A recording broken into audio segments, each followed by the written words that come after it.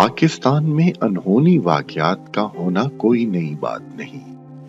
पाकिस्तान के मशहूर YouTuber Azlan Shah और वरीशा जावेद की शादी तब एक यादगार इवेंट की शक्ल इख्तियार कर गई जब दूल्हे मियां ने दुल्हन को शादी के तोहफे में गद्दे का बच्चा पेश किया।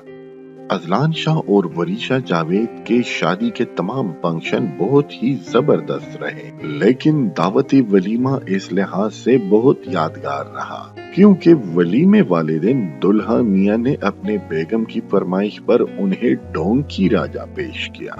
याद रहे कि इस नई जोड़ी को जानवरों से बहुत मोहब्बत है और अपनी मंगनी में भी उन्होंने एक दूसरे के साथ पालतू जानवरों का तबादला किया था। अजलान शाह और वरीशा की शादी वाली वीडियो सोशल मीडिया पर आने के बाद सोशल मीडिया सारिफीन ने नए जोड़े को आड़े हाथों लिया है। सारिफीन का कहना है कि शादी के मौके पर गद्दे के बच्चे का तोहफा देना परले दर्जे की बेवकूफी है। कुछ सारिफीन का कहना है कि पब्लिसिटी हासिल करने के लिए ऐसे हरकत नहीं होने चाहिए जो हमारे माशरती इक़दार के मुनाफी हो।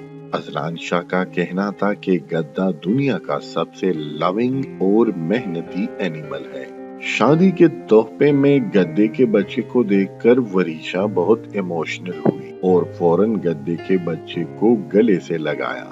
अजलान शाह का कहना था कि उन्होंने कोई गलत काम नहीं किया। इंसान को अपने प्यारों को वही तोहफा देना चाहिए जो वो पसंद करते हैं।